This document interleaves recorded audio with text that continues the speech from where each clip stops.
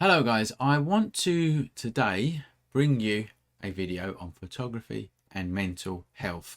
We are currently working with Mental Health UK. They've got a photography competition going and we're supporting them with that. Anyone that wants to get involved, there's going to be a link in the description of this video, but it's quite simply called My Photo 2020. Let's go. I'm going to go and show you actually. There it is, and here's the website here. Again, we will put a link in the description of this video. All right. Anyway, because we're working with them, I want to bring you a video, right? I want to bring you a video with my thoughts on mental health and photography and how photography can obviously help you out. All right. And it's going to be an absolutely truthful, warts and all view, or my view on mental health. All right. Which some people might not like to hear, but I'm just going to give you my honest opinion on mental health. Okay, now obviously I'm not a doctor or anything like that. This is my opinion, all right, and I just think it's important. I really do want to bring this video to you. So here we go. The first question really to answer is, what is mental health? That question is something that I've struggled with for many years. Actually, you hear it loads on the news, all right, and when I was a teacher many years ago, it was coming up in schools a lot, you know, with children's mental health, this, that and the other, and now it's a really big thing in schools. But it used to annoy me, as a matter of fact, because we used to get students, sometimes kids, that were going, oh, I'm having a mental health day, I've got to have a day off. And it was things like that that really kind of got to me. So my first sort of impressions of mental health was, well, people have got the ump and now they're using I've got mental health issues to kind of have some time off, and that's having time off of school. But there was also teachers doing it as well, and they was leaving. This is true, and it still happens. Like I said to you, I'm going to be truthful, warts and all. Okay, you know, I had to pick up, so I was in a middle management role. I used to have to pick up the pieces of teachers going, oh, I've got to have a couple of weeks off because my mental health is not good or whatever, right? The impact that has on staff and students is unbelievable. You wouldn't believe it, right? And I know that, right? So there is my sort of first feeling on mental health. I think a lot of it is people you're just down, and we're all down. I get down a lot, especially in this corona malarkey, right? You get down, you get the hump, you get what would be called, I suppose, depressed. All right, you get depressed for a day, and I'm not. Listen, I'm going to come to the serious depression side in a minute, but I'm trying to. I don't really know how to word it. All right, so you have to forgive me, but you get the point that I mean. All right, you're sitting there, you've got the ump, and you might have the ump for 2 or 3 days.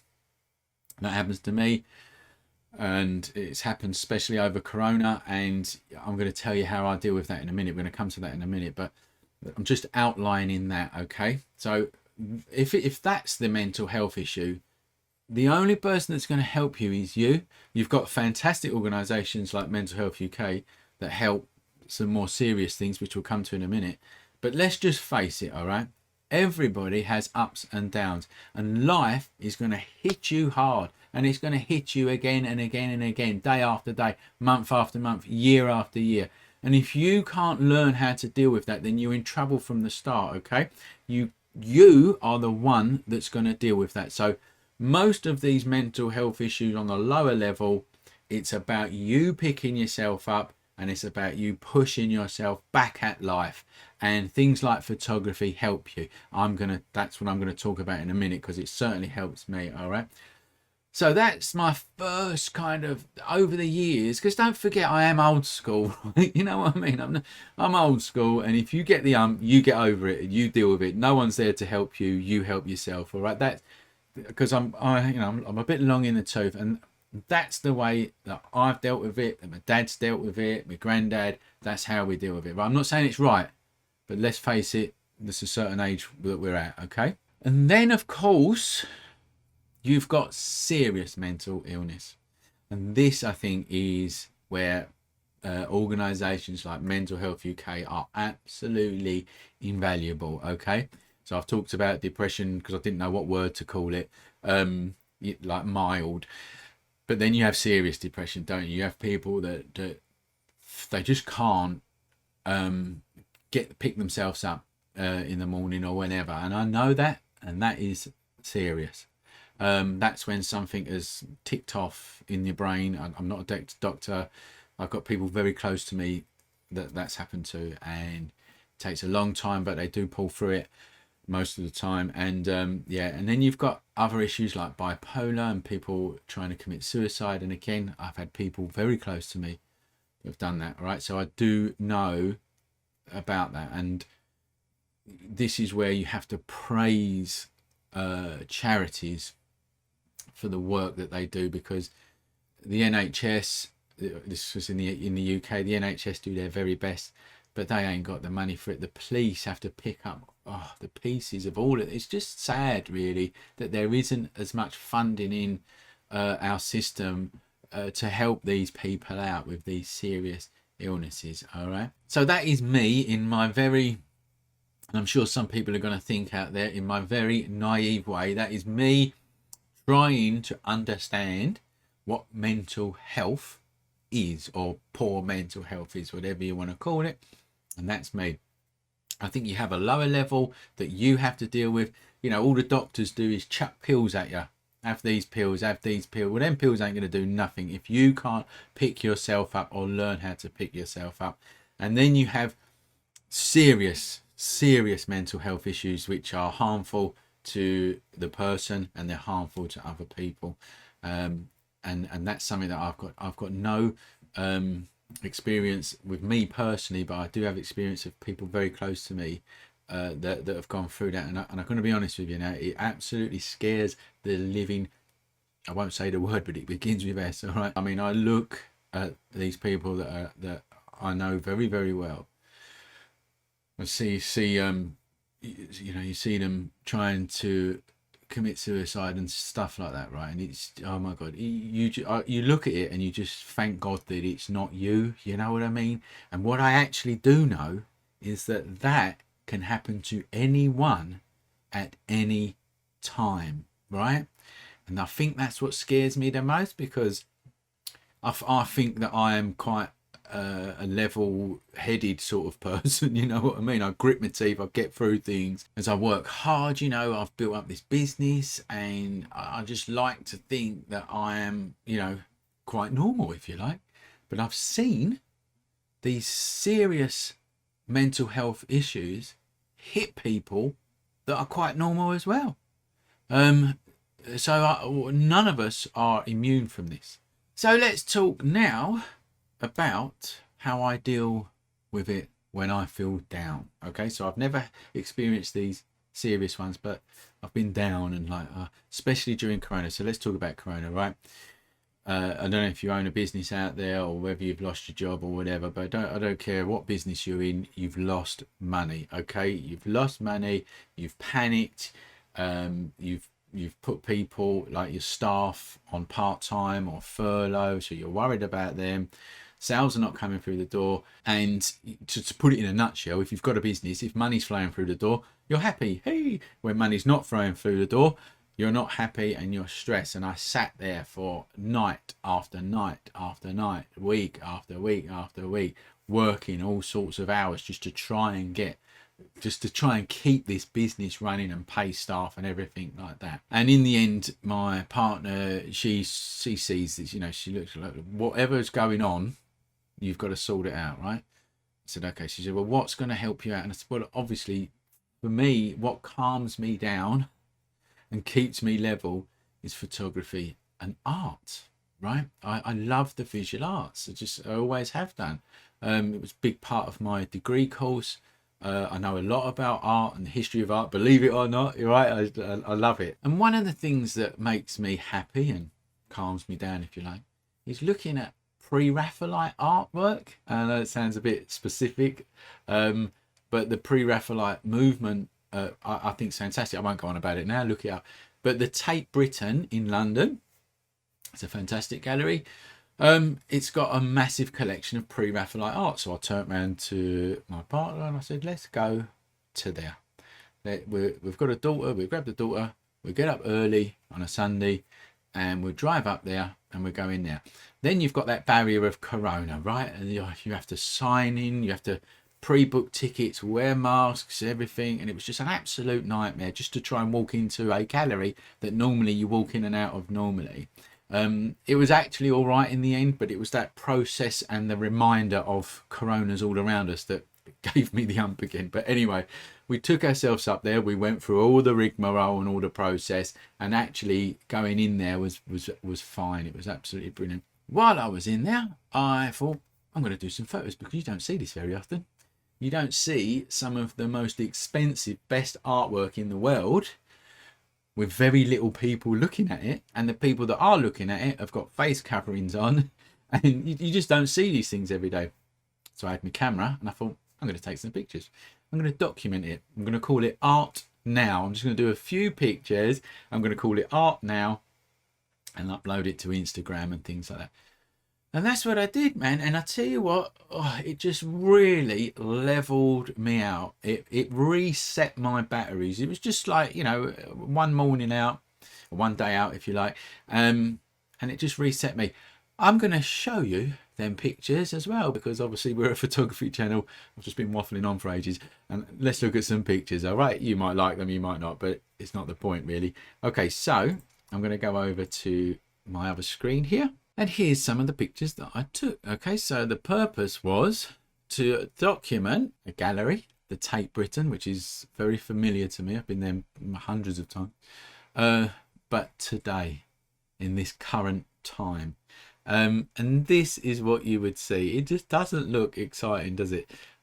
People walking around with masks on. And this one I also like because it's very, very linear, isn't it? And I've got this arrow, and the young child is standing directly on the arrow.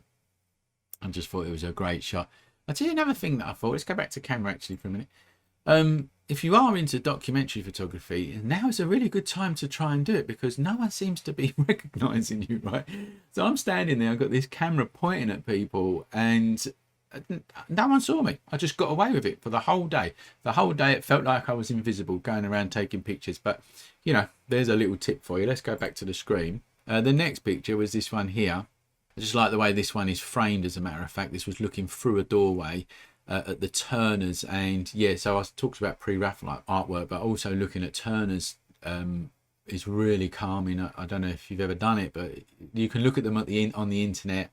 They're nowhere near as good. Just go and sit in front of a Turner painting, learn about the story of it. While you're sitting there, you can get these pieces, or you know, the books or whatever. Anyway, there you go. It's just my tip. But I like this. This was in the Turner Gallery, and I just like the way it was framed. You've got these two ladies here talking to each other with masks on, looking at the artwork. And then we've got this one here. This kind of sums it up to me, right? This summed up how I was feeling, to be honest with you, before I went to the gallery. It's like you're just sitting there with the ump, you know? You're sitting there with the ump with a mask on. That sums up Corona, doesn't it? You're surrounded by this fantastic, priceless artwork, but you're just sitting there with the ump. Okay, I just like, it's quite funny, this photo. And then the other one I took was this one here. I love the juxtaposition between this lady and Jesus Christ here.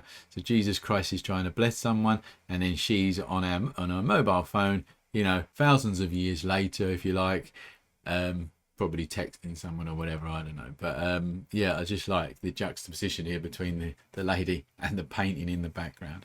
Anyway, you might have liked them, you might not. Let's come back to me. The point is that little day out, after 3 weeks or more of me just having a complete hump with everything, it reset my batteries. It made me realize that what's important, and what's important to me is photography and art. It keeps me sane. So this video is about photography and mental health. So I like photography because it calms me down, because I think it occupies my brain, right? It keeps me in another zone. It's really deep thinking when you try and take pictures like this. You might not think it looking at them, but when you're taking them, you are trying to find pictures that tell the story of now. This is the documentary photographer in me, right? You're trying to find pictures that tell the story of now and the environment that you're in, okay? And that's hard. That's hard to do, and it's nice when you achieve it. And the good thing about doing photography like this, it's only you that can tell you that you've achieved it. You know, no one else matters really. So that was the first weekend of me in my, shall we say, calm down mode. All right. Then we had another week of work, and then the next weekend come, and I thought I'm gonna go out and do it again. But this, and it was autumn. Autumn's sort of just ending. I went out with the drone. I thought I'm gonna go out. I'm going to take some drone shots of autumn in the woodland near where I live. Anyway, I got there. The lighting was really poor. Weren't getting any decent shots. So I just done a little bit of filming, a really sort of little bit of filming, you know, reveal shots flying over the woodland, etc. with the drone. And I came back that evening and I cut it all together and just made a very short video, and it helped again. So even though it weren't photography, I think it was just that creative process. It kept my brain, it took my brain out of the norm and put it into something that I really enjoy doing, which is creating. All right, this time it was film, and I am no like pro-end drone filmmaker by any shots, but I really enjoyed doing it, and I enjoyed putting the drone video together. I'm going to actually show you that drone video. At the end of this video. I'm going to end this video with this drone video, because it was a really calming experience to make the video, but actually it's a very calming video as well. And I think that the feeling of the video when you view it actually reflects the feeling that was in my brain. So I'm hoping, so I'm going to show you that video, and hopefully you're going to get it a bit more. So that's coming right at the end of this video. But before I show you it, give us some comments. Like I say, I did, it was a bit hard hitting at the start, but I wanted to be honest, and just, you know, I am just being honest. I'm no doctor, I'm no expert, it's just my faults. Give me your faults, please. And not just for me, as a matter of fact, because I don't think that this video is going to get many views, to be honest with you, but the views that it does get is going to be from people that really find photography a good way to deal with mental health and, you know, calm them down and get them on a level like what it did to me. So give your faults for other people as well. Let's get the conversation going in the comments of this video. You also need to like the video, please. It really does us a favor to do that. And you need to hit that bell button. You need to subscribe and hit that bell button. YouTube have done some weird algorithmic sort of thing. I don't know what they've done, but basically if you don't hit that bell button, you won't hear from me or any of my videos ever again. All right, so you've got to hit that bell button. Right, thanks for watching. I'm going to show you that drone video now. Thanks for watching. I hope to see you in the next video. Enjoy this small, very small but lovely and calming drone video, and I'll see you soon.